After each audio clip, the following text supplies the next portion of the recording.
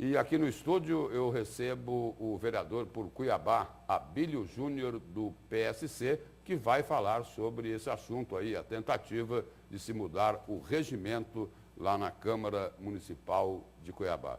Vereador, o que foi aprovado foi o parecer. Isso. O parecer para discutir o assunto. Agora, a aprovação disso precisa, afinal de contas, de 13 vereadores e 13 votos ou de 17 votos? Bom dia, né? Bom dia, boa tarde para quem já almoçou também.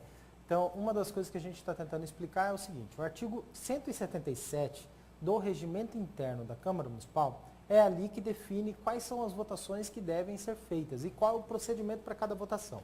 No artigo 177 fala quais são os projetos que dependem de votação de 2/3, ou seja, 2/3 de 25 vereadores seria 16,66 e pouco e tudo mais.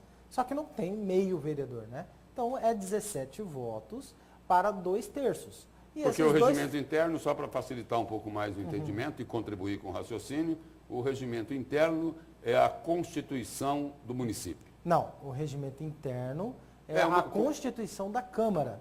A lei orgânica é a Constituição do município. A lei orgânica também fala sobre isso em alguns artigos. Mas o regimento interno que define como é a tramitação de projetos dentro da Câmara. Se a gente não respeitar aquilo que é definido previamente por vereadores para que as votações sigam com ordem, aí a gente acaba desrespeitando o regimento interno, por consequência, a lei orgânica do município.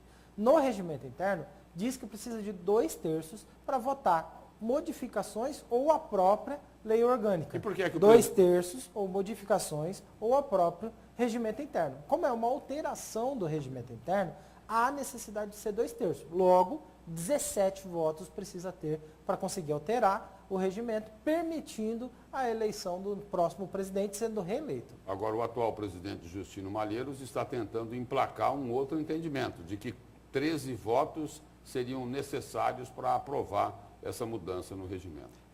Assim como a cada uma das pessoas que estão nos acompanhando, pode perceber que atrás de mim tem um fundo azul com linhas amarelas. Por mais que eu fale para cada um dos que estão nos assistindo que esse fundo é vermelho, todo mundo vai ver que é azul e não tem outro entendimento sobre isso. A lei orgânica é bem clara e o regimento também é bem claro. Fala lá no artigo 177.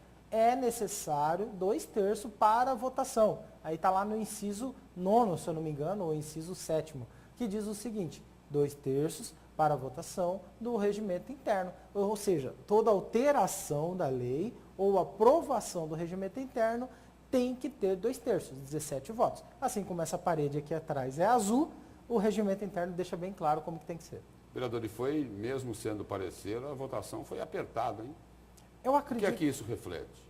Olha, reflete o seguinte: uma parte dos que estão querendo a reeleição são membros da própria mesa, porque a reeleição ela não permite apenas o presidente se reeleger, permite o vice-presidente se reeleger no cargo de vice.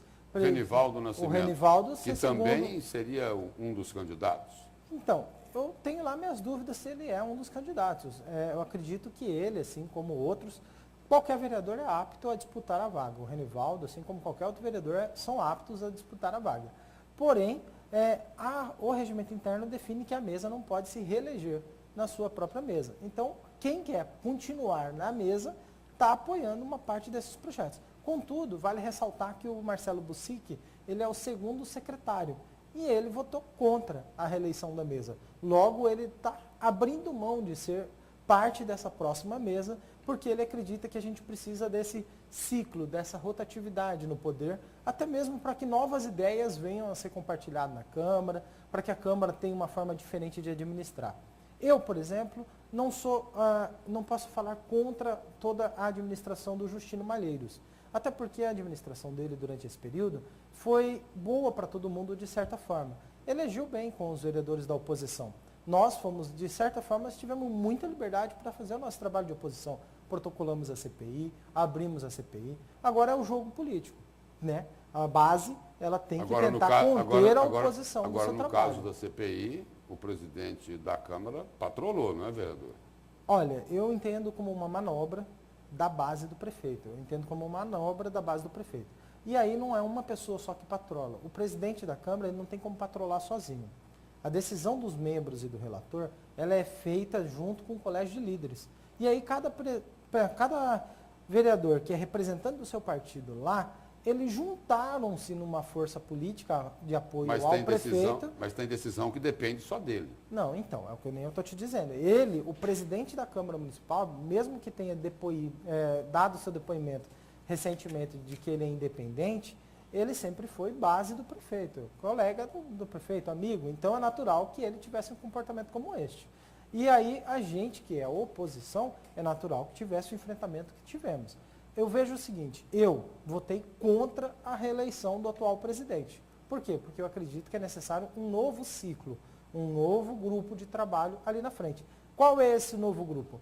Pode ser o Misael, pode ser qualquer um outro vereador que se propor e trouxer ideias que os outros vereadores também concordam. Vereador, nós temos mais 2 minutos aí de tempo da entrevista.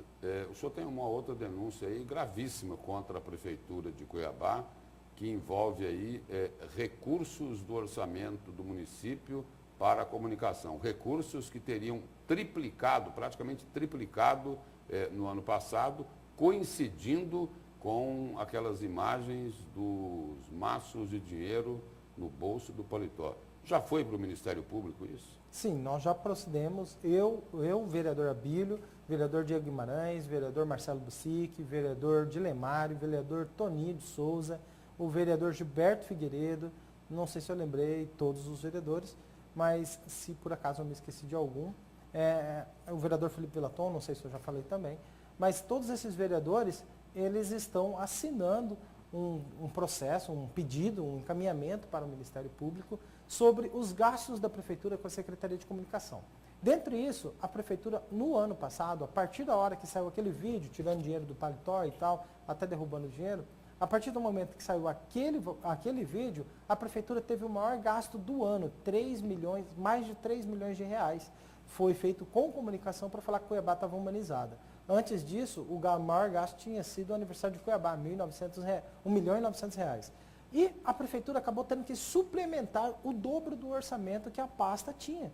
Então, se a pasta tinha um orçamento previsível de quase 8 milhões, eles suplementaram mais 8 milhões. O que eles fizeram? Eles arrancaram o dinheiro do asfalto, do Novos Caminhos, arrancaram o dinheiro da coleta de lixo, arrancaram o dinheiro de vários lugares para poder pagar propaganda institucional, ou seja, propaganda para falar que o prefeito está trabalhando. No momento de crise da imagem do prefeito, ele gastou mais de 8 milhões acima do previsto para o orçamento da própria pasta, para poder promover a imagem de que ele está trabalhando. É que nem o Adhemar de Barros falava antigamente, né? Rouba, mas faz. Então, talvez essa imagem que fosse a imagem que estava tentando fazer o trabalho.